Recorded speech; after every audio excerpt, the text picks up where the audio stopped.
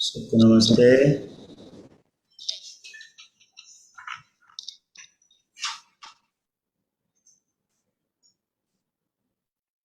मेरा आवाज क्लियरली सुन सकते हैं?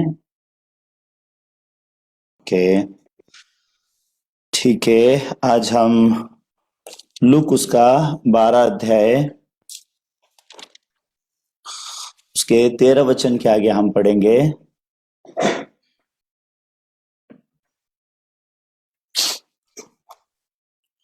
लूक पुस्तक उसका 12 अध्याय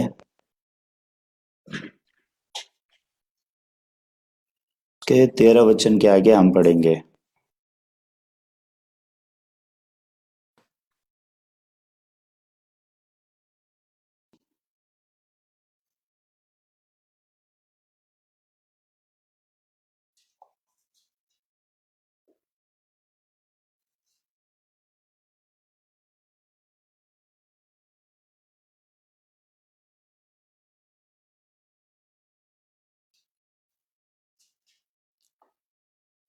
आइए हम लोग उसका 12-13 के आगे हम पढ़ेंगे। आइए अपने अपने बाइबल में हम देखेंगे। फिर भीड़ में से एक ने उससे कहा, हे गुरु, मेरे भाई से कहे कि पिता की संपत्ति मेरे साथ बांट ले। उसने उससे कहा, हे मनुष्य, किसने मुझे तुम्हारा न्यायी या बांटने वाला नियुक्त किया है? और उसने उनसे कहा, चौकस रहो और हर प्रकार के लोभ से अपने आप को बचाए रखो, क्योंकि किसी का जीवन उसकी संपत्ति की बहुतायत से नहीं होता। उसने उनसे एक दृष्टांत कहा, किसी धनवान की भूमि की में बड़ी उपज हुई। तब वह अपने मन में विचार करके कहने लगा, मैं क्या करूं, क्योंकि मेरे यहाँ जगह नहीं जहां अपनी उपज इत्यादि रखूं। और उसने कहा, मैं यह करूंगा कि अपनी बखारियों को तोड़कर उनसे बड़ी बनाऊंगा और वहां अपना सब अन्न और संपत्ति रखूंगा। और अपने प्राण से कहूंगा कि प्राण, तेरे पास बहुत वर्षों के लिए बहुत संपत्ति रखी है, चैन कर, खा पी, सुख से रह। परंतु परमेश्वर ने उससे कहा, हे मूर्ख, इसी रात तेरा प्राण तुझसे ले लिया जाएगा। तब जो कुछ तूने इकट्ठा किया है वह किसका होगा? ऐसा ही वो मनुष्य भी है जो अपने लिए धन बटोरता है, परंतु परमेश्वर की दृष्टि में धनी नहीं। मैंने 21 वचन तक पढ़ा। जब इंसान इस संसार में जन्म लिया, इंसान ने इस संसार में जन्म लिया पाप और मृत्यु के अंदर। तो इंसान जब पाप और मृत्यु के अंदर जन्म लिया, वो इंसान सिर्फ शरीर और संसार के तरीके से ही वो सोचता है, लेकिन उसके पास अनंत जीवन के बारे में सोचने के लिए कोई भी बुद्धि या ज्ञान नहीं है। और वो कभी भी इंसान मृत्यु के बाद के जीवन के बारे में कभी भी नहीं सोचता। लेकिन अगर हम बाइबल को देखेंगे तो बाइबल हमें उस जीवन के बारे में बात करता है जो ये संसार को छोड़ने के बाद जो जीवन है, जिसको अनंत काल का जीवन कहा गया है। तो हम लोग अगर बाहरी रूप से जब आत्मिक जीवन जीते हैं तो हम लोग उस अनंत काल के जीवन की ओर फोकस किए बिना जीते हैं। लेकिन अगर हम परमेश्वर के सामने सटीकता से अगर सोचने लगे तो सच में हम लोग जान सकेंगे कि ये संसार में मेरा जीवन खत्म होने के बाद का जीवन क्या है, इसके बारे में हम सोच सकते हैं। तो ये संसार में बड़े बड़े लोग जिन्होंने अपने जीवन को इस संसार में बिताया और ये संसार में सब कुछ पाने के लिए उन्होंने सब कुछ अपना ताकत लगाया और उन्होंने बहुत ही ताकतवर तरीके से जिंदगी को भी जिया। ऐसे लोग मरते समय किस प्रकार का संदेश देके गए? जो लोग इस संसार में राज पाने के लिए, धन संपत्ति पाने के लिए, अपना बड़ा नाम करने के लिए, वो लोग का मन बस वहां तक ही रहा। वो लोग एक दिन मैं इस संसार को छोड़ूंगा, एक दिन मैं मरूंगा, यहां तक वो लोग कभी भी नहीं जा सके। इसके लिए वो लोग ने मरने के बाद के जीवन के बारे में कभी भी नहीं सोचा। तो बड़े बड़े राजा और बड़े बड़े प्रख्यात लोग जो इस संसार को छोड़े, उनमें से सभी लोगों के बारे में तो हम इतना डिटेल नहीं जानते हैं, लेकिन कई लोगों के बारे में जब हम सुनते हैं तो हम लोग पाते हैं कि मरते समय वो लोग किस प्रकार का संदेश देके गए।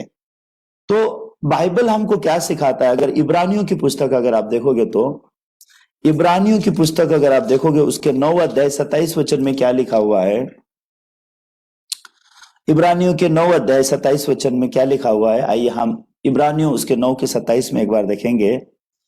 लिखा है, जैसा मनुष्य के लिए एक बार मरना और उसके बाद न्याय होना नियुक्त है। तो परमेश्वर का वचन मनुष्य के मृत्यु और उसके न्याय के, उसके बाद उसके ऊपर होने वाले न्याय के बारे में बताता है। और परमेश्वर हमें मृत्यु, ये संसार में जो हम मरते हैं उस मृत्यु से परमेश्वर हमको नहीं बचाते। मतलब परमेश्वर ने जो ये सृष्टि बनाई है, ये जो दुनिया बनाई है और हमारा शरीर जो बनाया है, एक दिन हम जो जन्मे हैं हम सबको मरना है। ये जो फैक्ट है ये लोगों के मन में आसानी से नहीं आता। तो लोगों के मन में ये फैक्ट अगर आ जाए कि सच में मैं अगर जन्म लिया हूं तो जैसे मैंने जन्म लिया है वैसे ही मुझे मरना है और मरने के बाद न्याय होना है, ये न्याय तक लोग नहीं जाते। लोग मरने के बाद के जीवन के बारे में सोचने के लिए आज लोगों के पास कोई भी शक्ति नहीं है। लेकिन अगर आप यीशु मसीह से मिलते हो तो यीशु मसीह से मिलोगे तो आपको मरने के बाद वाले जीवन के बारे में प्रभु यीशु मसीह हमें बताता है। तो इसलिए लिखा है कि मनुष्य का एक बार मरना और उसके बाद उसका न्याय होना निश्चित है, ये ठहराया हुआ है, डिसाइडेड, ये पहले ही ठहराया गया है। लेकिन इस संसार में जब हम पाप और मृत्यु में जन्मे तो हम लोग बस जीने के बारे में सोचते हैं, इस संसार में हम कैसे जिएंगे, ये जीने के बारे में सोचते हैं। तो उसको मूर्खता कहा गया है, मूर्ख इंसान उसको कहा गया है। तो यहाँ पे जो आज हमने लूका के जो 12 अध्याय में जो हमने पढ़ाई किया, वो एक इस संसार में एक धनी आदमी है, उसको मूर्ख धनवान बोल के उसका प्रभु ने दृष्टांत कहा है, मूर्ख धनवान। तो ये इसने हमेशा अपने भंडारों को भरा, उसने हमेशा अपने भंडारों में इकट्ठा किया, उसने अपने भंडारों में इकट्ठा करके अंत में उसके मन में क्या है? हे मेरे प्राण, खा पी चैन कर, तेरे पास बहुत कुछ है। लेकिन उसने कभी भी मेरा प्राण ले लिया जाएगा इसके बारे में नहीं सोचा। उसने कभी भी नहीं सोचा कि मैं एक दिन ये दुनिया को छोड़ूंगा, एक बार मैं इस संसार को छोड़ूंगा। वो यहां तक कभी भी नहीं पहुंच सका, वो वहां तक कभी भी नहीं जा सका। अगर वो वहां तक पहुंचता है तो ये संसार छोड़ने के बाद क्या? इसके लिए सच में जो लोग उद्धार पाते हैं, उद्धार पाने वाले लोगों में ज्यादातर ऐसा हम लोग समय देखते हैं कि वो लोग एक ना एक बार अपने जीवन में मृत्यु का सामना करते हैं। वो लोग अपने जीवन में एक ना एक समय मृत्यु का सामना करते हैं। जब एक इंसान मृत्यु का सामना करता है, उसके बाद मृत्यु के समय में अगर उस इंसान से आप बात करो नरक के बारे में, स्वर्ग के बारे में, वो इंसान आसानी से सुनता है और आसानी से उद्धार भी पाता है। लेकिन जब तक इंसान मृत्यु का सामना नहीं करता, तब तक वो इंसान को अगर हम लोग उद्धार के बारे में बोलें, आत्मिक जीवन के बारे में बोले तो वो लोग बहुत ऐसा, मतलब जैसा लगता है कि उन लोग को कोई तो इरिटेट कर रहा है, ऐसा लगता है कि कोई उनको बहुत सता रहा है, बहुत मुश्किल की बातें कर रहा है, ऐसा लोग सोचते हैं। अभी ये संसार में कौन है जो अलेक्जेंडर के बारे में नहीं जानते? इस संसार में सभी लोग होंगे, ज्यादातर स्पेशली पढ़े लिखे बच्चे, या फिर ये संसार में थोड़ा सा बाहरी बातों को भी जो छानबीन करने वाले लोग, ये लोग कौन लोग होंगे जो अलेक्जेंडर के बारे में नहीं जानते होंगे? वो एक ग्रेट राजा बोल के कहला है ना, द अलेक्जेंडर किंग। वो राजा जो बहुत ही ऐसा ग्रेट बोल के मानते हैं ना लोग, सही है। वो एक समय में, अपने पीढ़ी के समय में बहुत महान राजा कहलाया, सही है। लेकिन उसने इस संसार को छोड़ते समय इस संसार को क्या मैसेज दिया, कौन नहीं जानता है? सभी लोग जानते हैं, है ना? सभी लोग जानते हैं उसके बारे में, आर्टिकल लोग पढ़ते हैं उसके बारे में, सभी लोग जानते हैं कि वो राजा ने मरते समय क्या मैसेज देके गया। कई राजाओं ने, सिर्फ वही राजा ने नहीं, कई राजाओं ने लोगों को ऐसे मरते समय इस प्रकार के संदेश देके गए, जैसे कि जब वो लोग मरते हैं ना, मरने के दिन में उनको क्या समझ में आता है पता है आपको? मैंने ये संसार में जो भी इकट्ठा किया ना, सच में व्यर्थ इकट्ठा किया। मैंने ये संसार में जो भी किया, सच में मैंने व्यर्थ किया। मैंने कभी नहीं सोचा कि ये संसार में एक दिन छोड़ूंगा। मैंने कभी भी नहीं सोचा मैं मरूंगा। ऐसी बातें इंसान आसानी से सोचना नहीं चाहता, और रियली गंभीरता में जाना भी नहीं चाहता कि एक दिन मैं निश्चित रूप से मरूंगा, एक दिन मेरा मरना ये डिसाइडेड है। ये इंसान ऐसा नहीं सोचता, मेरा मरना ये निश्चित है, ऐसा इंसान नहीं सोचता। अगर इंसान यहां तक सोच जाए कि सच में जैसा मेरा जन्म निश्चित था वैसे मेरा मरना निश्चित है, और वैसे मेरा मरने के बाद इटर्नल जजमेंट, अनंत काल का न्याय, ये निश्चित है। अगर इंसान के मन में ये सब चीज निश्चित हो जाए तो इंसान का सोचने का तरीका पूरा अलग हो जाता है, इंसान का जीने का तरीका बहुत अलग हो जाता है। क्यों? प्रभु यीशु मसीह का जीवन इस संसार में बहुत ही अलग था, आप जानते हैं। प्रभु यीशु मसीह खुद परमेश्वर होने के बावजूद, प्रभु यीशु मसीह खुद परमेश्वर का बेटा कहलाने के बावजूद, परमेश्वर का बेटा बन के जब वो इस दुनिया में आया, उसका जीवन शैली, उसका जीने का तरीका अगर आप देखोगे तो वो पूरा अलग था। क्योंकि प्रभु यीशु मसीह निश्चित रूप से जानता था कि इस पृथ्वी में उसका दिन कितने दिन का है। प्रभु यीशु मसीह निश्चित रूप से जानता था कि इस पृथ्वी के बाद का उसका जीवन क्या है। इसके लिए जो उसका जीवन जीने का जो तरीका था, उसका क्रूस का मृत्यु जो था, और क्रूस के समय में जो दर्द और पीड़ा को उठाने का जो समय था, ये बहुत ही एक सटीक रीति से है। वैसा ही अगर आज आप और मैं ये चीज को हमारे मन में माने कि मनुष्य का एक बार मरना और उसके बाद न्याय होना निश्चित है, अगर इंसान इस बात को मानता है तो इस पृथ्वी में जीते समय हम लोग हमारे जीवन के दिन को गिन सकते हैं। हम परमेश्वर के आगे हर दिन, हाँ प्रभु आज आपने मुझे आज का दिन दिया है, तो आज के दिन में आप सच में परमेश्वर के आगे बहुत खुशी से जिंदगी जियोगे। और आप अगर आज इस दुनिया को छोड़ते हो, आज अगर आप इस दुनिया को छोड़ते हो तो क्या आप कहां जाओगे इसके बारे में निश्चित रूप से आपके मन में ये क्लियर हुआ है क्या? क्या आप सच में आज इस दुनिया को छोड़ोगे तो आप अनंत जीवन स्वर्ग में जाने के लिए आपकी तैयारी हो चुकी है क्या? क्या आप सच में नए सिरे से जन्म पाए हो क्या? क्या सच में ईश्वर की आत्मा आप में है क्या? क्या सच में आपका उद्धार हुआ है क्या? ऐसी चीजें जो है बहुत आसानी से आपके मन में आ सकती है, और ऐसे सोच आपके पास आसानी से आ सकते हैं। लेकिन यूजुअली लोग वहां तक नहीं जाते। उसका मेन कारण है वो लोग नहीं सोचते कि मरना निश्चित है। तो इसके लिए ये बड़े बड़े राजा हैं, जब मरने के समय में उन्होंने अपने लोगों को क्या मैसेज देके गए? ये लोग जब मरते हुए समय उन्होंने अपनी प्रजा को एक मैसेज देना चाहा, अपने जैसे राजाओं को एक मैसेज देना चाहा। क्या आप जानते हैं? मरना निश्चित है, मृत्यु ये निश्चित है। तो अगर इंसान शुरू से ही अपने जीवन में एक बात निश्चित रूप से जानेगा कि मेरा मरना निश्चित है, इसके लिए बाइबल में सबोपदेशक की पुस्तक में क्या लिखा है? आइए हम एक बार सबोपदेशक की पुस्तक देखेंगे, इक्लेसियासिस। ओके, आप लोग में से कुछ लोग हिंदी नहीं जानते होंगे। इक्लेसियासिस, सबोपदेशक, सबोपदेशक। आसामीज में मैं नहीं जानता कैसे मैं आपको बोलूं, लेकिन हिंदी में सबोपदेशक है। ये प्रोवर्ब्स के बाद है, नीति वचन के बाद वाला पुस्तक है। भजन संहिता, साम्स, उसके बाद नीति वचन, और उसके बाद सबोपदेशक। Okay, Psalms, Proverbs and then Ecclesiastes. तो आपको मिला क्या? उसके 7 अध्याय के 2 वचन में अगर आप देखोगे तो क्या लिखा हुआ है? सबोपदेशक उसके 7 के 2 में लिखा है, भोजी के घर जाने से शोक करने वाले के घर में जाना उत्तम है, क्योंकि सब मनुष्य का अंत यही है, और जो जीवित रहता है वो मन लगाकर इस पर सोचेगा।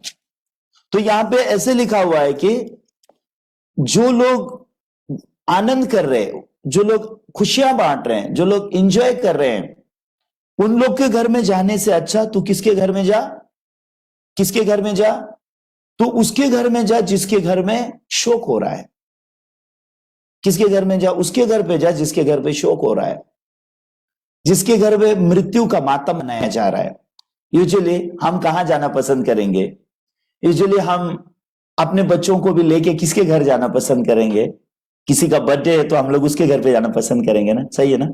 आप इजीली अपने छोटे बच्चों को किसी के मरे हुए लोगों के घर पे लेके जाना पसंद करोगे क्या?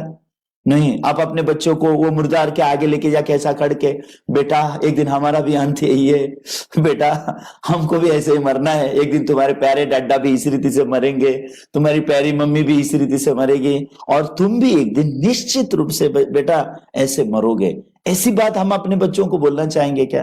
लेकिन बाइबल ऐसा सिखाता है। बाइबल सिखाता है क्या होता है जब हम भोजी के घर जाते हैं, भोज करने वाले लोगों के घर जब हम जाते हैं। फॉर एग्जाम्पल, आप अपने बच्चे को एक के बर्थडे में लेके गए, ठीक है? उदाहरण के लिए आप एक के बर्थडे में आप अपने बच्चे को लेके गए, और बच्चा जब वो बर्थडे में देखता है तो उसके पास क्या सोच आती है पता है आपको? हाँ, मेरे बर्थडे के दिन में भी मैं ऐसा डेकोरेशन करूंगा, हाँ मेरे बर्थडे के दिन में भी मैं ऐसा केक, 3 लेयर वाला केक बहुत अच्छा है, 3 बिल्डिंग का 3 लेयर का केक बहुत अच्छा है, मैं ऐसा केक मैं ऑर्डर दूंगा। तो जब भी बच्चा आपके साथ बात करेगा, वो क्या बात करेगा पता है? वो आपको उस बर्थडे के दिन के बारे में बात करेगा जिसके घर में आप उसको लेके गए थे। और अगर आप अपनी पत्नी को लेके जा रहे हो तो आपकी पत्नी कोई भोजी के घर में अगर आप लेके जाओगे तो भोजी को बराबर देखेगी। हाँ, वो औरत ने कौन से कपड़े पहने हुए हैं, उसने कितना सोना पहना है, नाक की नथ है या नहीं, गले में कितना सोना है, और उसकी ड्रेस कैसी है, और उसकी साड़ी कैसी है, वो सब आपकी औरत सब पॉइंट करके लेके आएगी। और आपके घर में आने के बाद, देखा वो बहन का साड़ी कितना अच्छा था, आप मुझे वैसी साड़ी दिला दीजिए। हाँ, वो बहन का वो सलवार बहुत अच्छा था, कुर्ता बहुत अच्छा था, कहां से लिया? ये सब डिस्कशन लोगों के मन में रह जाती है। क्यों? क्योंकि जो हम देखते हैं, जो हम महसूस करते हैं, इन सब चीजें हमारे मन में ऐसे डेवलप होती है। सभी इंसान का मन ऐसा नहीं कि आप ही लोग ऐसे, मैं भी ऐसा ही हूं, मेरे बच्चे भी ऐसे ही है, मेरी पत्नी भी ऐसे ही है। तो लोगों का जो मन का दुनिया होता है इस रीति से चलाया जाता है। मन की दुनिया हमेशा ऐसी है। तो हम लोग ने ये मन की दुनिया में होने वाली चीजों को जानने की जरूरत है। इसलिए प्रभु यीशु मसीह लोगों से बहुत मन में टकराते हैं। इसलिए प्रभु यीशु मसीह लोगों से मन की दुनिया के बारे में बहुत बातें करते हैं। अभी यीशु मसीह अगर आप हमेशा देखोगे तो अनंत न्याय के बारे में बहुत बोलते हैं, स्वर्ग राज्य के बारे में बहुत बोलते हैं। तो बाइबल में क्यों ऐसा लिखता है कि आनंद करने वाले लोगों के घर पे जाने से अच्छा शोक मनाते हैं उनके घर में जाओ? दूसरे शब्दों में अगर कहा जाए तो शादी की पार्टी करने वाले लोग, बर्थडे की पार्टी करने वाले लोग, उनके घर में जाने से अच्छा जहां शोक सभा की जा रही है, जहां पे लोग मरे हुए हैं, वहां पे जाओ बोल के ऐसा बाइबल कहता है। उनके घर में जाओ और सोचो, उनके घर में जाओगे तो तुम सोचोगे हाँ एक दिन मेरा भी अंत ऐसा ही होना है। तो हम लोग का मन अगर देखेंगे तो हम सच में अपने बच्चों को किसी के मृत्यु के घर पे लेके नहीं जाना चाहते हैं। अगर मृत्यु के भी घर में जाना है तो क्या करते हैं पता है आपको? बड़े लोग जाना चाहते हैं। बड़े लोग क्या बोलते हैं? अरे वहां पे शोक सभा है, क्यों हम बच्चों को ले जाएं? ये शोक सभा में जवान लोगों को लेके जाने की जरूरत क्या है? हम लोग जाएंगे, थोड़ा सा विजिट करके उन लोग को आ जाएंगे। और ऐसे शोक, जिनके घर में शोक किया जाता है, वो लोग वो घर में ज्यादा देर रहना भी पसंद नहीं करते। ऐसी जगह में वो लोग ज्यादा देर रहना भी पसंद नहीं करते। और वो शोक सभा में जाके लोग ये नहीं सीखते कि एक दिन मेरा भी मृत्यु ऐसा होना है ना? एक दिन मैं भी ऐसा मरूंगा, एक दिन मृत्यु मेरे भी जीवन में ऐसा ही आना है। ऐसे लोग नहीं सोचते। लेकिन अगर भोज करने वाले लोग के घर में जाएंगे ना, हाँ उनका भोज क्या था आज? अरे क्या वो लोग ने बिरयानी बनाया था, सच में बिरयानी बहुत अच्छा था। हाँ ये ट्राइब का खाना बहुत अच्छा है। हाँ इस प्रकार का चीज बहुत सही है। तो हम लोग ऐसी चीजें आसानी से सीख के आते हैं और हमारे घर में उसको हम अप्लाई करने की कोशिश करते हैं। अगर हम बर्थडे में गए तो उन्होंने कैसे कैसा बर्थडे का डेकोरेशन किया, वो डेकोरेशन को सीखते हैं। बर्थडे में अगर गए तो बच्चे के केक कैसा था, वो केक के बारे में सीखते हैं। वो केक उन्होंने कौन सी कंपनी से लाया, वो केक कहाँ उनको मिला, कैसे उन्होंने ऑर्डर किया, ऐसी चीजें हम सीखते हैं। और आसानी से वो चीज हम हमारे जीवन में अप्लाई करना सीखते हैं और अप्लाई करते भी हैं। बर्थडे केक को अप्लाई करते हैं, डेकोरेशन को अप्लाई करते हैं, वो बच्चे के ड्रेसिंग को हम लोग अप्लाई करते हैं। लेकिन एक चीज अप्लाई नहीं करते हम लोग, मरने वाले के घर में जाके मृत्यु मेरे लिए भी है, ये चीज अप्लाई नहीं करते।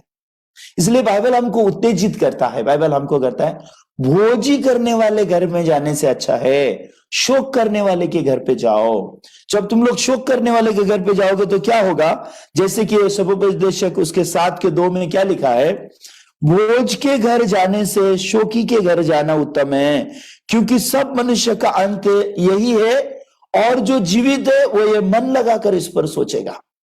तो जिंदा रहने वाला इंसान मरने वालों के घर में जाएगा तो वो मन लगाकर उसको सोचेगा, हाँ एक दिन मुझे मरना सच में निश्चित है। जब मैं छोटा था मैं बहुत सवाल पूछता था जब मैं छोटा था बहुत सवाल पूछता था। वो सवाल पूछने का मेन कारण क्या था, हमारे गांव में मैंने बुढ़ियों को बहुत मरते हुए देखा। बुढ़ियों को मरते हुए जब मैं देखता था, तो हमारे गांव की जो बुढ़ियां हुआ करती थी, वो लोग जीवन भर एक संकल्प लेके वो लोग जीती थी। वो लोग यूजुअली वो लोग ऐसा बोलते थे कि मांस खाना पाप है, मांस खाएंगे तो हम लोग का उद्धार नहीं होगा, हम लोग स्वर्ग नहीं तर सकते हैं। स्वर्ग तरना ऐसा बोलते हैं उसको, स्वर्ग तरना पर्चा, उसको स्वर्ग जाने के लिए उसको स्वर्ग तरना ऐसा नेपाली में कहा जाता है। तो वो लोग कहते थे कि मांस खाओगे तो आप स्वर्ग में नहीं जा सकते। तो बूढ़ी लोग जो है पूरे जीवन भर वो लोग मांस नहीं खाते थे। लेकिन एक दिन वो लोग मरने से पहले वो ऐसा बोलते थे, मुझे मांस ला के दो, मेरा मेरा मेरा मेरा जान नहीं निकल रहा है, मुझे मांस ला के दो, मेरा प्राण नहीं निकल रहा है। ऐसे करके वो लोग रोते थे, चिल्लाते थे। तो मैं जब वो सीन में जब देखता था, मरने से पहले बूढ़ी लोग मांस खा के फिर मर गई, तो फिर उनका विश्वास का क्या हुआ, मैं सोचता था फिर उनका उद्धार हुआ क्या, फिर वो कहां गए। फिर मेरे पिताजी श्राद्ध करते थे, तो मेरे पिताजी को श्राद्ध करते हुए देखकर मैं बहुत ही ऐसे दहल जाता था मेरे मन में। तो मेरे पिताजी को पूछता था, पिताजी हम ये क्या कर रहे हैं, श्राद्ध क्या होता है, श्राद्ध करना मतलब क्या होता है। तो उसको पिंडदान ऐसे अलग अलग नाम दिया जाता है और मरे हुए लोगों के लिए बातें की जाती है ताकि उनकी आत्मा को मुक्ति मिले। तो मेरे मन में सच में सवाल रह जाता था, क्योंकि मरे हुए बात जब भी किए जाते थे ना, मेरे मन में बहुत सवाल होता था, लोग जब जिंदा है लोगों ने उद्धार नहीं पाया, लोग मरने के बाद कैसे उनको उद्धार मिलता है। अभी तो उनका शरीर और उनका आत्मा अलग अलग हो गया, उनका शरीर तो मेरी आंखों के सामने मट्टी में गया, लेकिन उनकी आत्मा कहां गई, उनकी आत्मा क्या भटक रही है, बोल रहे हैं क्या, ये सच है क्या, क्योंकि आत्माओं की दुनिया तो हम देख नहीं सकते। अगर आप मृत्यु तक पहुंचोगे ना, आपका सोच बहुत मन लगा के आप सोचने वाले बनोगे। तो शैतान हमको क्या बना देता है पता है आपको, हमको मृत्यु भुला देता है। हमने मृत्यु को नहीं भूलना चाहिए, मृत्यु को बिल्कुल नहीं भूलना चाहिए, लेकिन इंसान मृत्यु को भुला बैठा है। इंसान मृत्यु को भुला बैठा है और इंसान को लगता है कि मृत्यु उसके जीवन में है ही नहीं। इसके लिए वो हमेशा किसके बारे में सोचता है, जीवन के बारे में सोचता है, जीवन के बारे में सोचता है। इसके लिए इंसान की सोच हमेशा कौन सी है, जीने के बारे में सोचता है, जीने के बारे में। लेकिन कितना भी मैं जीने के बारे में सोचूं और कितनी भी चीजें मैं जीने के लिए कर लूं, क्या मैं मृत्यु से बच सकता हूं, क्या मृत्यु मेरे लिए नहीं है, क्या मैं सच में एक दिन नहीं मरूंगा, यहां तक इंसान जाना ही नहीं चाहता। लेकिन जब बाइबल ऐसा कहती है कि अगर हम मृत्यु के घर में जाएंगे, शोक करने वाले के घर में जाएंगे, तो जब तक हम लोग जीवित है उस पर मन लगा करके सोचेंगे। सच में जब मैं मेरे गांव में बुढ़ियों को मरते हुए देखता था, मैं बहुत मन लगा करके सोचता था। मेरे पिताजी की बहुत सारी बातें मुझे सहमत नहीं हो सकता था मैं, कौन से, स्पेशली जो मरे हुए आत्माओं के लिए चढ़ावा वो लोग देते थे, और वो चढ़ावा देकर के वो ऐसा मानते थे कि कौवा आके अगर चावल खाया तो उनकी आत्मा ने एक्सेप्ट कर लिया, लेकिन कौवा आके चावल नहीं खाया तो उनकी आत्मा को एक्सेप्ट नहीं हुआ। ऐसी बातें वो लोग किया करते थे। तो उस समय मुझे बहुत अजीब लगता था। जब तक हमारे बूढ़े लोग जिंदा थे, हमारे बूढ़े लोग जब जिंदा थे, उनको उद्धार नहीं मिला, उनकी आत्मा को मुक्ति नहीं मिली। मरने के बाद जो हम लोग कर रहे हैं, इससे कैसे आत्मा को मुक्ति प्राप्त होती है, कैसे उनको मोक्ष प्राप्त होगा, कैसे वो लोग को उद्धार प्राप्त हो सकता है, हाँ ऐसी चीजें कैसी हो सकती है। ऐसे कई सवाल मेरे मन में रह जाते थे और मैं बहुत सोचता। वो चीजें बाद में मेरे लिए बहुत लाभदायक बन सकी। तो मैं आपको क्या बोलना चाहता हूं, हम लोग भी उद्धार पाने के बाद भी क्या सोचते हैं पता है आपको? खाली बस जीने के बारे में ही सोचते हैं। हम कैसे अच्छे से खाएं, हम कैसे अच्छे से रहें, हमारे बच्चे कैसे अच्छे से पढ़े लिखे। हम लोग भी, हमारा भी सोच संसारिक लोगों की तरह ही हमारा सोच होता है। लेकिन अगर हम लोग सोचें सच में ये संसार में हम कितने दिन रहेंगे, ये संसार का जीवन मेरे लिए कितने दिन है, तो हम सच में सुसमाचार के लिए बहुत सारी बातें सोच सकेंगे। और हमारा जीवन जीने का तरीका अलग होगा, हमारा सोचने का तरीका अलग होगा, हमारा जो काम करने का तरीका है ये अलग होगा। तो जो इंसान मृत्यु को सामने रख के जीता है, उसका सोच बहुत मन लगा करके सोचता है उस मृत्यु के बारे में और उस जीवन के बारे में। तो इस संसार में भी जो बड़े बड़े राजा हुआ करते थे, उन्होंने क्या क्या एग्जाम्पल छोड़ के गए। वो लोग ऐसे एग्जाम्पल छोड़ के गए, जब वो लोग मरते थे तो वो लोग क्या करते थे पता है आपको? वो लोग अपने लिए शव यात्रा कर निकालते थे, शव यात्रा। तो हालांकि कुछ कुछ महान राजाओं के बातें ऐसी इतिहास में मिलते हैं, लेकिन ऐसा एग्जाम्पल बहुत सारे लोगों ने दिया है अपने समय में। तो वो लोग अपने लिए शव यात्रा निकालते हैं। वो शव यात्रा में वो लोग क्या करते हैं पता है आपको? दुनिया के सबसे माहिर डॉक्टर को बुलाते हैं। वो शव यात्रा में दुनिया के सबसे माहिर डॉक्टर लोगों को बुला के वो ये साबित करते हैं कि मैं जब मर रहा था, ये दुनिया के सबसे माहिर डॉक्टर मुझे बचाने में समर्थ नहीं थे, वो मुझे बचाने में सफल नहीं हो सके। ये दिखाना चाहते थे वो लोग। ऐसा मैसेज हमारे मन के लिए देके जाना चाहते हैं। तो हमारे मन के लिए ये संसार के महान राजा लोग क्या मैसेज देके जाना चाहते हैं? मृत्यु से तुम बच नहीं सकते, मृत्यु तुम्हारे ऊपर नहीं आएगा, ऐसा होगा ही नहीं, तुम्हारा मरना निश्चित है। ऐसा मैसेज वो लोग देके जाना चाहते थे। एक दूसरा, दुनिया का कोई राजा तुमको कोई डॉक्टर तुमको नहीं बचा सकता। तीसरा, वो धन संपत्तियों को ऐसे बिखेरते बिखेरते बिखेरते बिखेरते वो लोग शव यात्रा करते थे। उन्होंने कमाए हुए हीरे मोती चांदी, वो तो कमाई के अनुसार उन्होंने जैसा कमाया। बड़े बड़े राजाओं ने तो अपनी शव यात्रा में क्या किया? हीरे मोती और जवाहरात ऐसे फेंके उस रास्ते पर जितनी शव यात्रा निकाली गई। तो वो लोग ने क्या शिक्षा दिया? वो लोग ने, मैंने इस संसार में सोना चांदी हीरे मोती पाने के लिए मैंने सारा मन उंडेला, और मैंने बहुत सोना पाया, बहुत चांदी पाई, बहुत हीरे पाए, बहुत मोती पाए, लेकिन इनमें से एक कतरा मेरे साथ नहीं जा सका। इसका मतलब क्या है? मैंने जो मन उंडेला वो मैंने गलत जगह में मन उंडेला। मैंने जो हीरे मोती चांदी ये सब चीज पाने के लिए जो मैंने किया, तो जब मैं जा रहा हूं, जब मेरी शव यात्रा निकाली जा रही है, ये हीरे मोती बस पैर के नीचे तुड़ाए जा रहे हैं, पैर के नीचे फेंके जा रहे हैं, लेकिन मेरे को ये हीरे मोती चांदियों ने कभी मदद नहीं किया। जिनको मैंने जीवन भर प्यार किया, जिनको मैंने जीवन भर इकट्ठा किया, जिनके बारे में मैंने जीवन भर सोचा, लेकिन इन्हीं चीजों ने मेरा कोई हेल्प नहीं किया। ये डॉक्टर जिनको मैंने हमेशा सोचा कि ये मेरे लिए हैं, लेकिन ये मेरे को मृत्यु से बचा नहीं सकते। ये दुनिया में कोई मेरे रिश्तेदार जिनके लिए मैंने पूरी जिंदगी इतना कष्ट किया, मेरे रिश्तेदार जिनके लिए मैंने जिया, लेकिन मेरे रिश्तेदार भी कोई मेरे साथ जा नहीं सकते। मेरा साथ देने वाला कोई नहीं। आज जब मैं मृत्यु के कगार में से गुजरा, मैं अकेला था। लेकिन आप जानते हैं, अगर आप उद्धार पाओगे, अगर आप सच में आपके मन में परमेश्वर पर भरोसा करके जिंदगी जियोगे, ये दुनिया में मरना सबसे आनंद की बात है। बाइबल में ऐसे लिखा है, हम मसीह लोगों के लिए मरना लाभ है। लाभ ऐसा लिखा हुआ, मरना लाभ ऐसा लिखा हुआ है। मरनम, डेथ इज अ प्रॉफिटेबल, मरना लाभ है। जीना अगर हमारे लिए मसीह है तो मरना हमारे लिए लाभ है, ऐसे बाइबल में लिखा हुआ है। तो मसीह लोगों के लिए मरना लाभ क्यों है? मसीह लोगों के लिए जीना मसीह है तो मरना लाभ है। लेकिन आज बहुत सारे मसीह लोग सच में क्या अपने मन में इस प्रकार का मन रख सकते हैं कि मेरे लिए मरना लाभ है और जीना मसीह है? नहीं। बहुत सारे लोगों ने आत्मिक जीवन को महत्व नहीं दिया।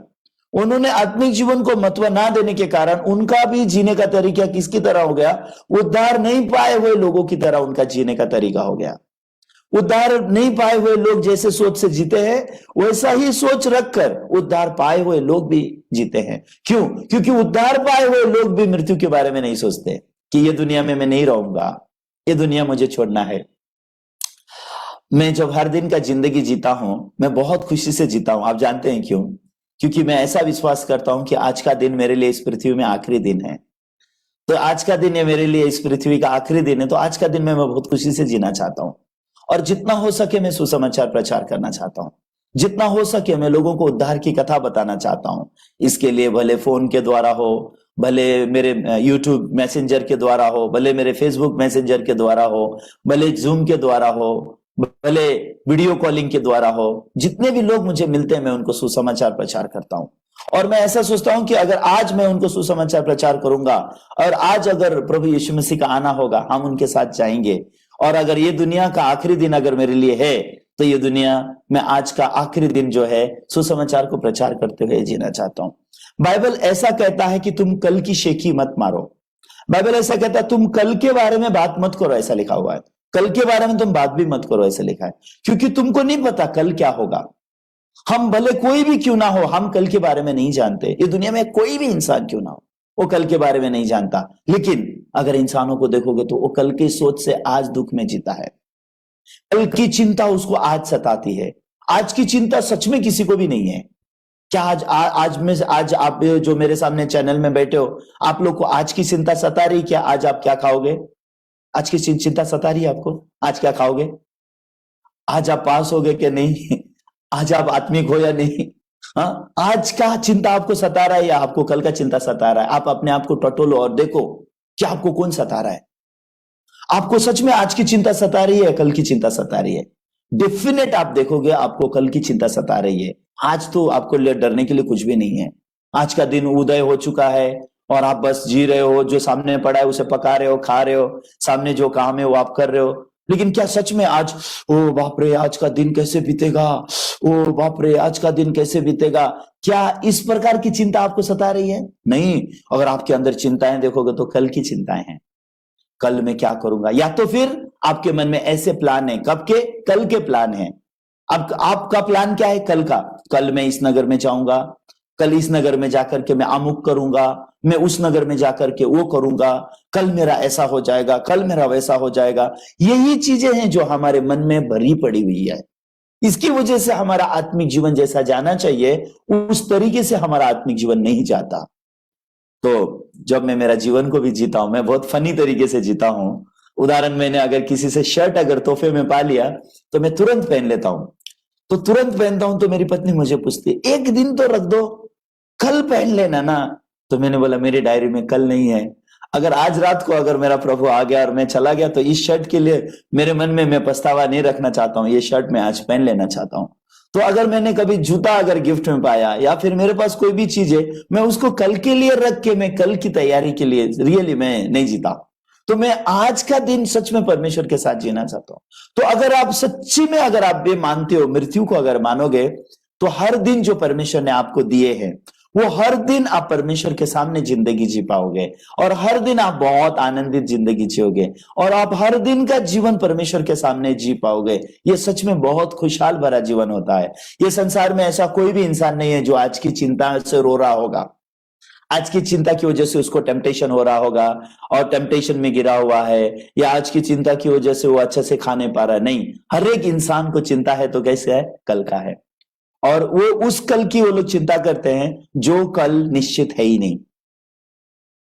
क्या आप में से कोई है जो मुझे पता चलता है निश्चित कल है मेरा? कल निश्चित मेरा है? नहीं। हम में से ऐसा कोई नहीं जो निश्चित बोल सके कि मेरा कल निश्चित है। हम में से ऐसा कोई नहीं जो ऐसा बोल सके। सही है। लेकिन हम लोग के अंदर हालांकि कल का कोई निश्चित नहीं है, लेकिन कल की चिंताएं हमको दबा देती है। इसलिए आज हम खुशी से नहीं जी सकते, इसलिए आज हम धन्यवादित नहीं जीते। आप थोड़ा सोचो, हाँ, अगर आपको पता है, बबीता को अगर पता है बबीता आज तुम्हारा आखिरी दिन है इस दुनिया में, तो बबीता कितना खुशी से जिएगी। वाह, हाँ ये दुनिया में आखिरी दिन है, आज शाम को मैं ये दुनिया छोड़ के चली जाऊंगी और मैं मेरे प्रभु के साथ स्वर्ग में रहूंगी। क्या पढ़ाई की चिंता की वजह से रात को खाना नहीं जा रहा है? ऐसा होगा क्या? हाँ, मेरा एग्जाम का क्या होएगा, मेरे एडमिशन का क्या होएगा, इसका क्या होएगा, उसका क्या होएगा, मेरे फंड का क्या होएगा, मेरे इसका क्या होएगा। कितनी चिंताएं हैं जो हम लोग को सताती है। ये हमारे पास प्रॉपर सोच नहीं होने की वजह से है। तो इसलिए कहां से आप अपना प्रॉपर सोच पा सकते हो पता है आपको? आज रात को मेरा प्राण ले लिया जाएगा। अगर आप ये बात को मानोगे तो परमेश्वर हमको क्या बोलना चाहता है? ए मूर्ख, शेखी मत मार, आज रात को तेरा प्राण ले लिया जाएगा। अगर मैं जानूं कि आज रात को मेरा प्राण ले लिया जाएगा, क्या चीज है जो मुझे सताएगा? हाँ, आज मेरा ये जीवन का आखिरी दिन है इस दुनिया में। आप जानते हैं, जब आप कोई जॉब कर रहे होगे, नौकरी कर रहे होगे, हमारे जो पास्टर लोग भी होते हैं ना, बहुत फनी होते हैं। हाँ क्या, जब तक वो लोग कल की मिनिस्ट्री करना चाहते हैं, आज बहुत दब के जीते हैं। आज है ना, बहुत उनका मन दबा रहता है, ऐसा बोलूं या नहीं, ऐसा करूं या नहीं, ऐसा बोलूंगा तो कैसा महसूस करेंगे, ये बात बोलूंगा तो उनको अच्छा लगेगा बुरा लगेगा, ऐसे बहुत सारे मन दबा के जीते हैं। लेकिन एक दिन जब वो लोग मन दबा दबा के जीते, एक दिन उनके आत्मिक जीवन का एक लेवल आ जाता है, और उस समय से उनका मन बस्ट होना शुरू होता है, उनका मन बाहर आना शुरू हो जाता है। आई डोंट केयर, हाँ मुझे कोई कोई बात की चिंता नहीं है। क्यों? क्योंकि वो अपने मन में मिनिस्ट्री के आखिरी दिन में आ जाते हैं। तो आत्मिक जीवन जीना भी ऐसा ही है, मिनिस्ट्री करना भी वैसा ही है, और आप इस संसार का जो जीवन जी रहे हो वो भी ऐसा ही है। क्योंकि हमारे मन में एंड नहीं आता, हमारे मन में एंड नहीं आता, इसलिए बहुत सारी चीजें हमारे मन को प्रेशराइज करती है। लेकिन जब हमारी जिंदगी में एंड आ जाता है, हमारी मिनिस्ट्री भी ऐसी ही है। मैं एक पास्टर हूं, तो जब तक मेरे मन में मेरे मिनिस्ट्री का आखिरी स्तर नहीं आता, तब तक मैं ऐसा सोचता हूं, लोग मेरे बारे में क्या सोचेंगे, लोग क्या बोलेंगे, ऐसा करूंगा तो मैं मिनिस्ट्री कर पाऊंगा क्या नहीं, वैसा करूंगा तो मैं मिनिस्ट्री कर पाऊंगा क्या नहीं, ऐसे बहुत सोच रहे थे। लेकिन एक दिन मन का इस तरह आ जाता है, हाँ मुझे और मिनिस्ट्री मुझसे नहीं होता। तो उस समय से मैं फ्रैंक हो जाता हूं, एकदम फ्रैंक हो जाता हूं, मेरे मन की बात जैसी है वैसे बोल देता हूं, जो भी है मैं एक्सप्रेस करके जीता हूं। मुझे छुपाने की जरूरत नहीं है, मुझे किसी के आगे एक्टिंग करने की जरूरत नहीं है, किसी के आगे मुझे अलग प्रकार से जीवन जीने की जरूरत नहीं है। सही है भाई बहन, हम लोग बहुत स्वतंत्र हो जाते हैं। तो ये सबोपदेशक की पुस्तक हमको क्या बोलता है? तू भोजी के घर जाने से अच्छा तू कहां पे जा? एक शोक करने वाले के घर पे जा। जब तू शोक करने वाले के घर में जब तू जाएगा, मतलब जिस घर में मृत्यु हुआ है वहां तू जाएगा, और जब तू जीवित है तू मन लगा करके सोचेगा। तब जब तू जीवित है तो क्या करेगा? तू मन लगा करके सोचेगा। क्या मन लगा करके सोचेगा? एक दिन मैं भी ऐसा ही होना है। तो ये संसार में जो महान बड़े बड़े राजाएं हुआ करते थे, वो लोग ने क्या मैसेज देके गए हमारे लिए क्या मैसेज देके गए? देखो, जब मैं इस संसार से जा रहा हूं, इस संसार में मैंने जो भी इकट्ठा किया है उसमें से कोई भी चीज मेरे साथ नहीं जा रही। मैंने ये राज्य को पाने के लिए क्या क्या किया, इस राज्य का राजा बनने के लिए मैंने क्या क्या किया, इस देश का राजा बनने के लिए मैंने क्या क्या किया, मैंने ये पत्नी ये बच्चे पाने के लिए मैंने क्या क्या किया, ये सोना चांदी हीरे मोती पाने के लिए मैंने क्या क्या किया। दिन रात मुझे सोचना पड़ा, दिन रात मुझे कष्ट करना पड़ा, दिन रात मैंने अपने मन को पूरा उंडेल के ये सब चीज को मैंने पाया है। आप सोचते हो नौकरी करना आसान है? नहीं। पैसे कमाना आसान है? नहीं। हमारे घर में मोहन भाई बोल के रहते हैं हमारे चर्च में, इनको पैसे कमाने के लिए जब उनको बाहर जाना पड़ता है, सच में मैं उनको देख के मेरे मन में बहुत मैं ईर्ष्या महसूस करता हूँ। ये भाई कितना मेहनत करता है, वो सिलेंडर ऐसे दोनों ऐसे ऐसे ऐसे ऐसे ऐसे उठा के, वाह नट सो इजी। मैं पूछता हूँ भाई इतना मेहनत करके कितना पैसा कमाते हो? तो कभी कभी वो 500 कमाते हैं, कभी कभी वो 1000 रुपया कमाते हैं। वाह, सच में आसान नहीं है पैसा कमाना। लेकिन आप जानते हैं लोग बहुत खुशी से करते हैं। वो क्यों खुशी से करते पता है आपको? वाह पैसा आएगा, पैसा आएगा तो लोग बहुत खुशी से करते हैं। लेकिन सबसे दुख की बात क्या है, आज हमारा मोहन भाई ने सपोज 10,000 रुपए इकट्ठा किया और आज ही रात को उसका प्राण ले लिया जाएगा। वो 10,000 का क्या होएगा? आप थोड़ा सोचिए, वो चीज जो उसका होने वाला भी नहीं है, उसके लिए इंसान कितना मन डालता है, कितना मन डालता है। लेकिन अगर आप अनंत जीवन के बारे में जानोगे तो आप कितना मन डालोगे? अगर आप सच में अनंत जीवन के बारे में जानोगे, बाइबल में लिखा है तुम्हारा धन स्वर्ग में इकट्ठा करो, जहां कीड़े और काई नहीं खाते, वहां चोर नहीं है, कोई उसको सेंध नहीं लगाएगा। तुम्हारा धन स्वर्ग में इकट्ठा करो। अगर आपको पता चल जाए सच्ची में स्वर्ग में धन कैसे इकट्ठा करना है, आप सच में आप दिन रात सुसमाचार के लिए जिंदगी जिए बिना नहीं रहोगे। जैसे इस संसार का धन इकट्ठा करने के लिए आप लोग दिन रात कष्ट करने के लिए पीछे नहीं पड़ते ना। ओके, मैं यहाँ पे हमारे मिखा भाई है, मिखा भाई को थोड़ा सा पूछूंगा। मिखा भाई, अगर आपको बोला जाए तुम दिन में 18 घंटा ड्राइविंग करो, दिन में 18 घंटा तुम ड्राइविंग करो, तो अब तुमको 1 लाख रुपया सैलरी दिया जाएगा, 18 घंटा ड्राइविंग करोगे नहीं करोगे? करोगे तो हाथ उठाओ। हाँ मैं करूंगा। नहीं करूंगा? आपकी जगह अगर मैं होऊंगा तो मैं तो करूंगा। अगर 1 लाख मुझे कोई बोलेगा मैं तुम्हें 1 लाख सैलरी दूंगा, हाँ 18 घंटा तुम गाड़ी चलाओ, मैं तुमको 6 घंटा सोना काफी हो जाएगा ना, है कि नहीं? काफी होता है, 6 घंटा सोना काफी हो जाएगा। 5 घंटा भी इंसान सोता है तो काफी है। 5 घंटा सोने के बाद मैं उठूंगा, उसके बाद मैं 18 घंटा गाड़ी चलाऊंगा, बीच में 1 आध घंटा गैप लेकर के खाना खा के मैं गाड़ी चलाऊंगा। क्यों? 18 घंटा ड्राइविंग करने के बाद मुझे क्या मिलने वाला है? 1 लाख रुपए मिलने वाला है। ये 1 लाख बहुत उत्तेजित करता है इंसान को। 18 घंटा कैसे बिताएगा पता भी नहीं चलता।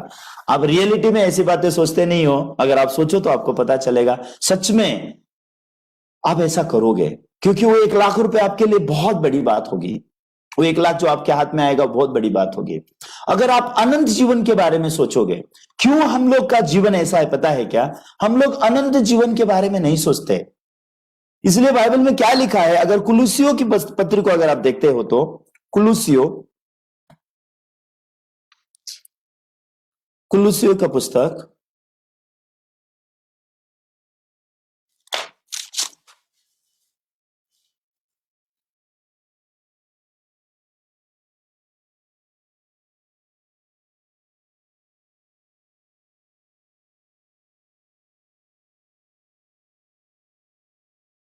कुलुसियों की पत्री उसका 3 अध्याय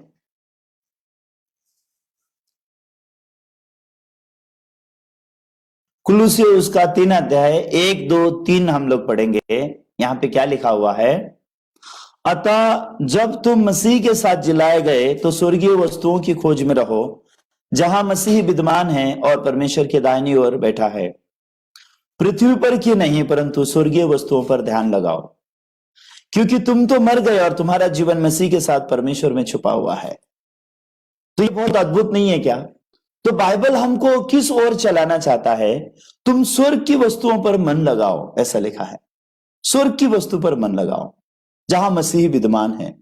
अगर आप निश्चित रूप से जानो, मेरा उद्धार हुआ है और मेरा जीवन परमेश्वर में छुपा हुआ है, मसीह यीशु के द्वारा मेरा जीवन परमेश्वर में छुपा हुआ है, और प्रभु यीशु मसीह में मेरा जो जीवन है वो अनंत जीवन स्वर्ग में है। ये मेरा असली जीवन स्वर्ग का जीवन है। आप जानते हैं, हम लोग इस संसार में जीते समय में भी, अगर हम लोग के पास, जिनके पास पैसे होते हैं, वो लोग के पास अपना खुद का घर भी होता है, और जब वो कहीं काम के लिए जाते हैं तो उनके पास एक भाड़े का भी घर होता है। तो लोग भाड़े के घर पे मन नहीं लगाते। क्यों बताए उनको? आपको वो लोग को पता है ये मेरा भाड़े का घर है, ये मेरा अपना घर नहीं है। इसके लिए जो इंसान भाड़े के घर में रहता है और जो अपने घर में रहता है, उसकी मानसिकता पूरी अलग अलग होती है। वो भाड़े के घर में रहने वाले इंसान को अगर आप देखोगे तो हमेशा वो याद करता है, ये घर मेरा भाड़े का है। इसलिए उसका मन कहां लगा रहता है? उसका असली घर जो है वो असली घर में लगा रहता है। इसलिए जब वो घर में कुछ डेवलपिंग का काम करेगा, या टाइल्स लगाएगा, या फिर अच्छे पंखे बिठाएगा, या फिर अच्छी एसी बिठाएगा, या फिर कुछ चीजें बिठाएगा, वो अपने उस घर में बिठाना चाहेगा जो उसका अपना है। भाड़े का घर में वो कभी भी कुछ भी नहीं करेगा, क्योंकि उसका मन कहां लगा रहता है? उसके अपने घर पे लगा रहता है। तो हमारा असली घर कहां है? हमारा असली घर स्वर्ग में है। हमारा असली जीवन क्या है? हमारा असली जीवन अनंत जीवन है। क्यों हमारा मन इस झूठे जीवन में बहुत लगा हुआ है? क्यों हमारा मन इस पृथ्वी पर बहुत लगा हुआ है? क्योंकि हम लोग ये बात को रियली सटीकता से नहीं जानते कि मेरा घर स्वर्ग में है, मेरा जीवन स्वर्ग में है, अनंत जीवन स्वर्ग में है। इस प्रकार की बातें जो है हमारे मन में क्लियर नहीं है। ऐसी बातें हमारे मन में क्लियर नहीं होने की वजह से आत्मिक जीवन जो है बहुत ही धुंधला है। आत्मिक जीवन जो है हमारा बहुत ही धुंधला है। आत्मिक जीवन धुंधले रीति से जीने का कारण है, हमको सटीकता से हमारे मन में ये नहीं है कि हम ये दुनिया में बाहरी और परदेसी हैं। ये बात हमारे मन में क्लियर नहीं है। इसके लिए हम बाहरी और परदेसी की तरह नहीं जीते। इस संसार में अगर हम जाने और हम हमारे मन में माने कि सच में इस संसार में मैं बाहरी और परदेसी हूं, एक दिन मैं बाहर को, ये परदेश को छोड़ के मैं अपने देश को लौट जाऊंगा। मेरा स्वदेश स्वर्ग में है, मेरा घर स्वर्ग में है, मेरा जीवन प्रभु यीशु मसीह में स्वर्ग में है, मेरा जीवन स्वर्गीय है, स्वर्ग में मेरा जीवन है। अगर इस प्रकार की चीज हमारे मन में स्पष्ट हो जाती है तो हम लोग आसानी से स्वर्ग की वस्तु पर मन लगाएंगे, हम पृथ्वी की वस्तुओं पर मन नहीं लगाएंगे। पृथ्वी की वस्तु पे मन मत लगाओ, मतलब आप लोग खाना मत खाओ, मैं ये नहीं बोल रहा हूं। ओके, बस आपका मन कहाँ लगा रहना है उसके बारे में बता रहा हूं। भले आप भाड़े के घर में रहते हो, आप अपने असली घर के बारे में सोच सकते हो। तो आत्मिक जीवन में सबसे जरूरी बात क्या है कि आप कहाँ मन लगा करके सोच रहे हो, ये चीज बहुत जरूरी बात है। तो लूका के ये 12 अध्याय के 13 वचन के आगे इस आदमी को क्यों मूर्ख धनवान कहा गया? ये आदमी को इस पृथ्वी पे कौन इसको मूर्ख बोलेगा? सही है, इस आदमी को पृथ्वी में कौन मूर्ख बोलेगा? और क्यों इसको मूर्ख कहा गया? क्या इसने बहुत धन इकट्ठा किया इसके लिए इसको मूर्ख कहा गया क्या? क्यों इसको मूर्ख कहा गया? आप में से कोई बोलना चाहेगा क्या? क्यों इसको मूर्ख कहा गया? आइए 13 वचन के आगे देखेंगे, लूका का 12 का 13। फिर भीड़ में से एक ने उससे कहा, हे गुरु, मेरे भाई से कहे कि पिता की संपत्ति मेरे साथ बांट ले। तो ये आदमी यीशु के पास आया है। यीशु के पास आकर के यीशु से ये नहीं सीखना चाहता, यीशु स्वर्ग का जीवन मुझे कैसे मिलेगा, यीशु मुझे अनुग्रह करो ताकि अनंत जीवन में पाऊं। अगर सच में ये आदमी यीशु के पास आया है, तो अगर इसका मन के यीशु के साथ कोई मन का अगर नाता होता, तो ये यीशु से अनंत जीवन की बातें सीखता, ये यीशु से स्वर्ग की बातें सीखता, ये स्वर्गीय जीवन के बारे में सीखता, अपने आत्मा के उद्धार के बारे में सीखता। हाँ, मेरा मरना एक दिन निश्चित है, उसके बाद के जीवन के बारे में सोचता। लेकिन यीशु के पास आकर के क्या बोल रहा है? मेरे भाई को बोल मेरी संपत्ति मेरे साथ बांटने के लिए। मेरे भाई मतलब उसके मन में यीशु से क्या करवाने का मन है? वो यीशु से मिलके क्या यीशु से पाना चाहता है? यीशु से मिलके क्या प्राप्त करना चाहता है? वो धन जो भाई होने के कारण, अभी आप देखोगे तो मेरे भाई से कहे कि पिता की संपत्ति मेरे साथ बांट ले। इसका मतलब क्या है? इसका भाई इसके साथ अन्याय कर रहा था और वो संपत्ति नहीं दे रहा था इसको। तो ये यीशु को इस्तेमाल करना चाहता है। यीशु को क्यों इस्तेमाल करना चाहता है? संपत्ति बांटने के लिए इस्तेमाल करना चाहता है। वो यीशु के द्वारा अनंत जीवन नहीं पाना चाहता, यीशु के द्वारा स्वर्ग नहीं पाना चाहता। इसके लिए यीशु ने उसको बहुत कठोर तरीके से उत्तर दिया है। आप देखिए क्या उत्तर है। उसने उससे कहा, है मनुष्य, किसने मुझे तुम्हारा न्यायी या बांटने वाला नियुक्त किया है? यीशु ने बहुत कठोर तरीके से इसके साथ बात की। तेरे को कौन बता दिया कि मैं संपत्ति बंटवाने के लिए आया हूं?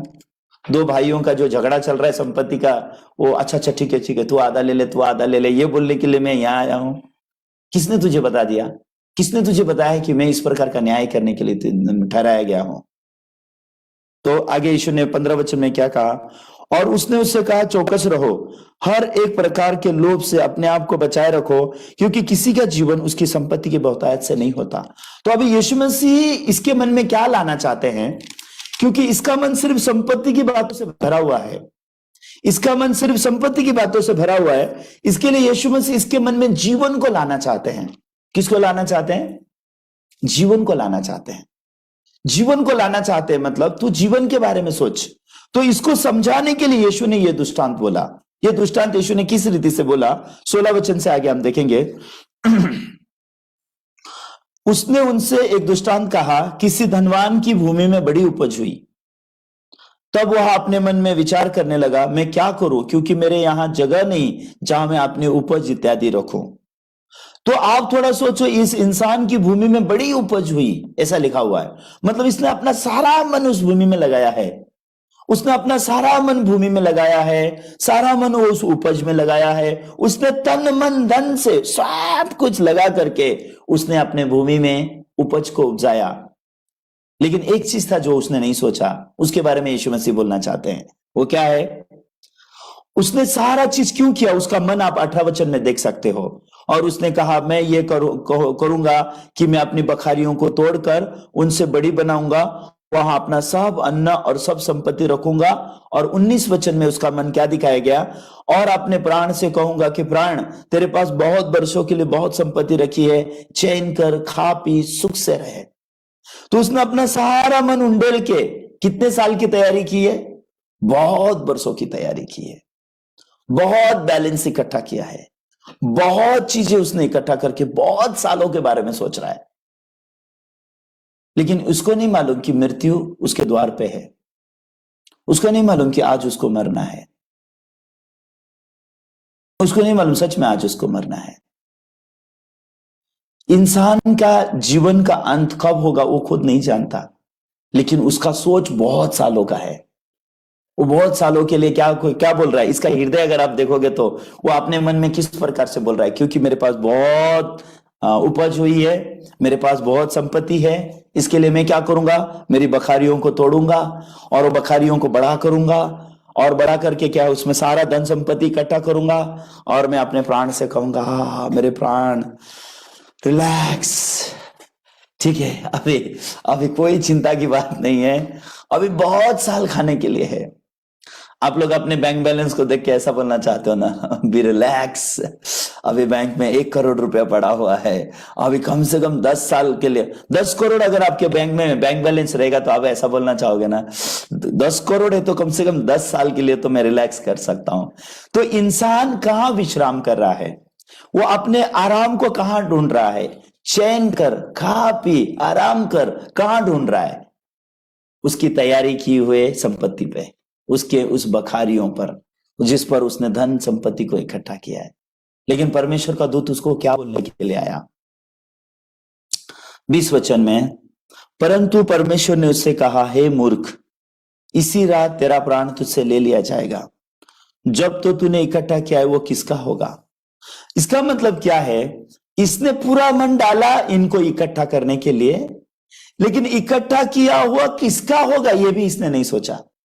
ये जो इकट्ठा कर रहा हूं वो क्यों इकट्ठा कर रहा हूं ये भी इसने नहीं सोचा, और इसने नहीं सोचा अगर आज रात को मेरा प्राण ले लिया जाएगा मेरा आत्मा कहां जाएगा, इसके बारे में वो सोचा नहीं। तो अल्टीमेटली यीशु मसीह इस आदमी को इस दृष्टांत के द्वारा क्या बोलना चाहते हैं, ये आदमी जो यीशु मसीह के पास आया कि मेरे भाई से बोल मेरी संपत्ति बांट दे मेरे को, ऐसा बोलने के लिए जो आदमी आया, ये दृष्टांत बोल के यीशु उसको क्या प्रचार करना चाहते हैं। तो कल सुबह के प्रचार में मैंने प्रचार किया कि हमारा मन कैसे आसानी से मनुष्य के द्वारा प्रभावित होता है, मनुष्य के द्वारा कैसे आसानी से हमारा मन प्रभावित होता है, हमारा मन प्रभु के वचन के द्वारा प्रभावित होना जरूरी है। तो कल सुबह मैंने प्रचार करते समय ऐसा एग्जाम्पल भी दिया कि हमारे कुछ मिशनरी स्टूडेंट लोगों का मैंने एग्जाम्पल दिया, जैसे कि अकरांग का एग्जाम्पल दिया कि अकरांग जब हमारे कलीसिया में आते समय अकरांग का मन कैसा था, कैसा प्योरली वो वचन सीखना चाहता था, कैसे प्योरली स्पिरिचुअल लाइफ सीखना चाहता था, लेकिन हमारे साथ में रहने वाले एक आधे दूसरे भाई को देख के उसका मन कैसे इजीली भ्रष्टता की ओर गया और कैसे उसका सोच बदल गया, मैंने उसके बारे में बताया। फिर मैंने हमारे मनु भाई के बारे में बताया, कैसे मनु भाई जब यहाँ पे आए थे तो उनका मन कैसे सच में सिर्फ जीवन के बारे में सोचते थे, अनंत जीवन के बारे में। हाँ सच में ये संसार में कुछ भी नहीं है, ये संसार आज नहीं तो हम लोग कल छोड़ेंगे। हाँ सच में हमने अनंत जीवन के बारे में ठीक रीति से जानना चाहिए, आत्मिक जीवन ठीक रीति से जानना चाहिए, इंसान मरने के बाद उसका जो आत्मा का उद्धार है वो उद्धार को हम लोग ने ठीक रीति से जान के मैं ये सब सीखूंगा आसाम गुवाहाटी में जाके, और उसके बाद मेरे गांव को प्रचार करूंगा, मेरे घर को प्रचार करूंगा, सब लोगों को मैं वो आनंद जीवन के बारे में बताऊंगा। ऐसे मन से वो लोग ने हालांकि शुरू तो किया, लेकिन यहाँ आने के बाद कैसे दूसरे लोगों का जीवन देख करके कैसा मन प्रभावित होता है, कल मैंने आपको इसके बारे में बताया था।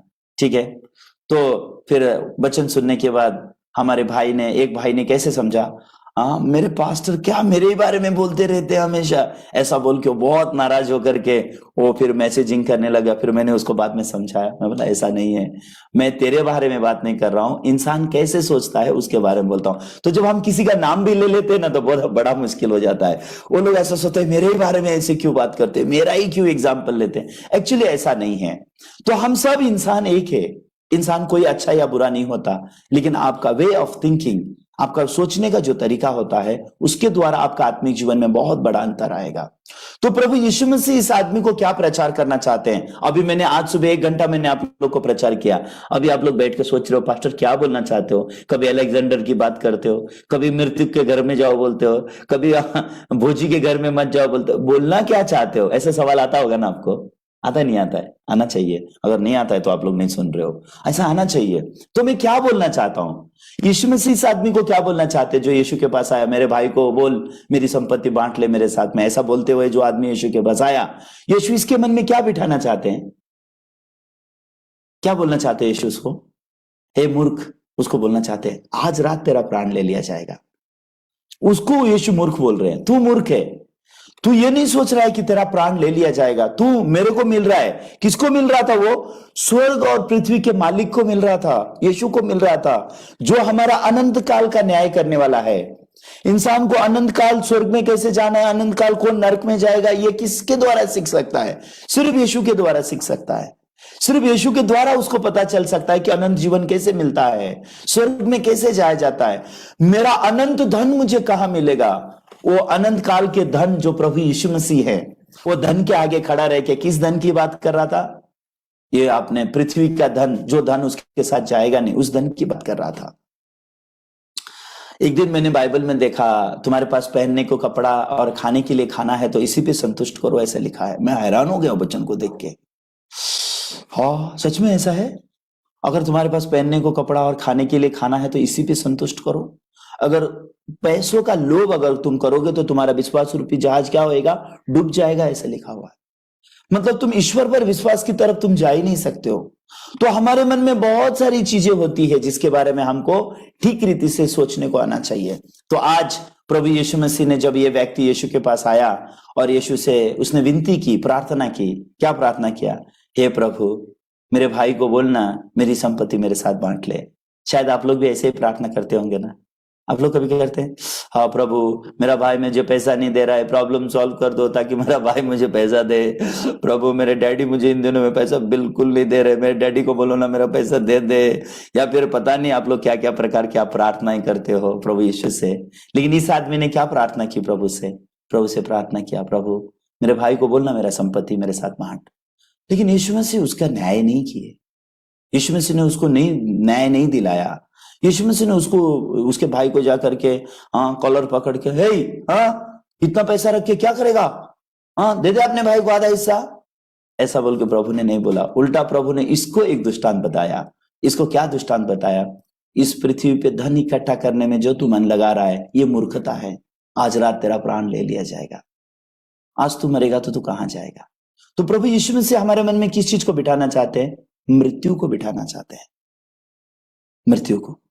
मेरी जिंदगी में 25 साल की उम्र में परमेश्वर ने मेरे मन में मृत्यु दिया। आप जानते हैं, जिस दिन मेरे मन में मृत्यु आया उस दिन के बाद मैं इस पृथ्वी के बारे में सोच ही नहीं सका। अभी भी जब मैं देखता हूं, रियली मेरे पास बहुत अजीब सोच होते हैं। आप थोड़ा सोचो, मेरे को बहुत लोग मुझे बोलते हैं, पास्टर एक आधा भाड़े का घर तो अपने परिवार के लिए बनाना चाहिए, एक आधा रूम तो रहना चाहिए तुम लोग का। तुम्हारा अपना क्या है? मेरे अपने भाई मुझे बोलते हैं, मेरे अपने भाई मुझे बोलते हैं, तुम्हारे 3-3 बच्चे, वो क्या खाएंगे, क्या पहनेंगे, कहां रहेंगे? तुम सोचते हो शरीर स्वर्ग राज्य का सुसमाचार प्रचार करना ही सब कुछ है? तो मैं उनको बोलता हूं, जिसने उनको पैदा किया वो उनकी रक्षा भी करेगा जब तक वो लोग इस पृथ्वी पे हैं। जिस परमेश्वर ने हमें इस पृथ्वी पे जन्म दिया है, वो परमेश्वर क्या बोलता है?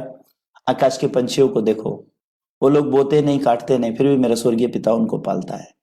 ये अल्पविश्वासी हो, तुम लोग को नहीं पालेगा क्या? परमेश्वर हमारे को शरीर दिया है तो शरीर पालने का रास्ता परमेश्वर देगा। लेकिन हम लोग क्या हो गए पता है आपको? ये शरीर के लिए ही बस हो गए हैं हम लोग। हमारा मन पूरी रीति से हमने शरीर पर डाल दिया है।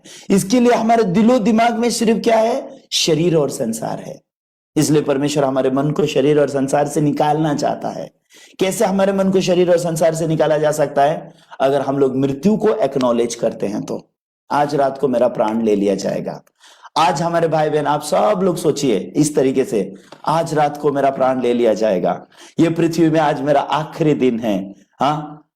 हमारी भुवनेश्वरी सिस्टर का सारा चिंता खत्म हो जाएगा, डायबिटीज का बीमारी भी खत्म हो जाएगा। क्यों? आज दुनिया का आखिरी दिन है। हालेलुया। बबीता का चिंता नहीं है, ऋतुमणि का चिंता नहीं है, लखीमपुर की चिंता नहीं है, किसी की भी चिंता नहीं है। क्यों? आखिरी दिन है दुनिया में, क्या करूं चिंता करके? है क्या नहीं? आप थोड़ा सोचो। अगर हम ऐसा सोचें, मैं ये नहीं बोल रहा हूं, आप लोग मुझे गुस्सा मत करना, पास्टर क्या आप मेरा डेथ डिक्लेयर कर रहे हैं क्या? ऐसा मत बोलिए, ठीक है? तो हमारा मरना निश्चित है। अगर हम माने सच में आज रात को मेरा प्राण ले लिया जाएगा, कौन सी चिंता हमको सताएगी? क्या सोचेंगे? आप में से कौन सी ऐसी माँ होएगी जो मरते समय, आज मेरा ये पृथ्वी में आखिरी दिन है और आपको चिंता सता रहा है मेरे बच्चे का शादी कैसे होएगा। आप थोड़ा सोचिए, मैं पास्टर हूं, मुझे माफ कीजिए ऐसा बोलने के लिए, लेकिन बहुत बार मेरे चर्च की मुझे चिंता सताती है मेरे चर्च की चिंता मुझे सताती है। हाँ, ये भाई कैसे आत्मिक जीवन जिएगा, ये बहन कैसे आत्मिक जीवन जिएगी, हाँ ये लोग विश्वास में स्थिर हो पाएंगे क्या, ऐसे बहुत सारी चिंताएं सताती है मुझे। लेकिन सच्ची में आज रात को मेरा प्राण ले लिया जाएगा, मैं क्या कर पाऊंगा मेरे भाई बहनों के लिए, मेरे चर्च के लिए मैं क्या कर पाऊंगा, मैं क्या कर पाऊंगा अगर मैं ये बात को मानूं कि मैं क्षण भंगुर एक ऐसा इंसान हूं जो नहीं जानता मेरा प्राण कब निकलेगा, मैं चिंता करके क्या कर सकता हूं। लेकिन हम लोग बहुत सारी बातों की चिंता करते हैं, अपने बच्चों की, उनके भविष्य की, ये चिंता हमको बहुत सताती है। लेकिन बाइबल में कई बार हमको कहा गया है, चिंता मत कर, तू तेरे बाल को सफेद का काला, काले को सफेद भी नहीं कर सकता। लेकिन चिंता मत कर, यह हमारे मन में प्रवेश नहीं करता। हमारे मन में चिंता करने वाली बहुत सारी बातें प्रवेश करती है और हमें भविष्य की चिंताएं बहुत सताती है। तो भाई बहन, आइए आज हम थोड़े समय के लिए आज हम प्रभु से वचन सुने और परमेश्वर के सामने खड़े रहे। हाँ, सच में क्या मैं मूर्ख की तरह जिंदगी जी रहा हूं?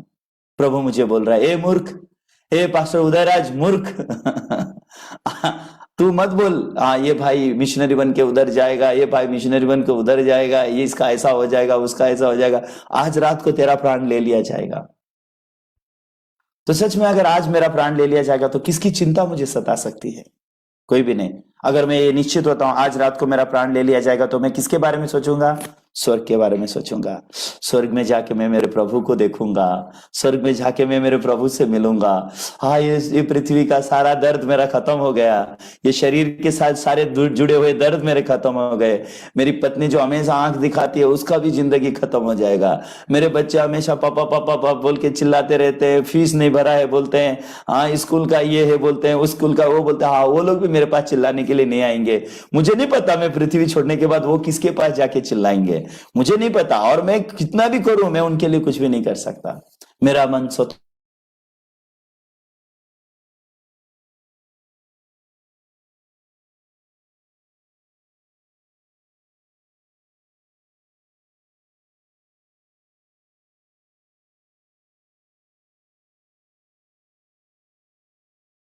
जीवन को इस पृथ्वी पे जी पाओगे तब तुम अपने इर्द गिर्द रहने वाले लोगों के उद्धार के बारे में सोच सकोगे। आमीन। तब तुम अपने बच्चों के उद्धार के बारे में सोचोगे, अपने परिवार के उद्धार के बारे में सोचोगे, अपने इर्द गिर्द के लोगों के उद्धार के बारे में सोचोगे और इस संसार की चिंता तुम्हें नहीं सताएगी। ये प्रभु यीशु मसीह असलियत में उस व्यक्ति के मन में बिठाना चाहते हैं। तू मूर्ख है, तूने गलत तरीके से सोचा है, तेरा जो सोच है वो गलत है। जिस तरीके से को सोच का पीछा करके जो काम तूने किया वो सब मूर्खता है। तो बुद्धिमानी क्या है? बुद्धिमानी यह है कि तूने ये बात को जानना चाहिए कि तेरे लिए मृत्यु का दिन निश्चित है। तो जैसे हमने इब्रानियों उसके 9 अध्याय 27 वचन से पढ़ा, मनुष्य का एक बार मरना और उसके बाद उसका न्याय होना निश्चित है। तो जब आप मृत्यु को एक्नॉलेज करते हो और उसके बाद आप परमेश्वर के सामने अनंत काल के न्याय को प्राप्त करके आप अनंत जीवन को पाके कैसे परमेश्वर के साथ अनंत जीवन की भूमि में जियोगे, उस प्रकार की चीजें जब आपके मन में इकट्ठे होगी तो आपका मन बहुत ही खुशी से, आनंद से भरा हुआ रहेगा और आप परमेश्वर के आगे बहुत धन्यवादित जीवन जी पाओगे। सच में मैं आशा करता हूं आप अपना आत्मिक जीवन बहुत धन्यवादित रूप से बिताइए, ये स्वर्गीय वस्तुओं पर मन लगाते हुए। आमीन। ठीक है, आइए हम यहाँ खत्म करेंगे, प्रार्थना करते हैं।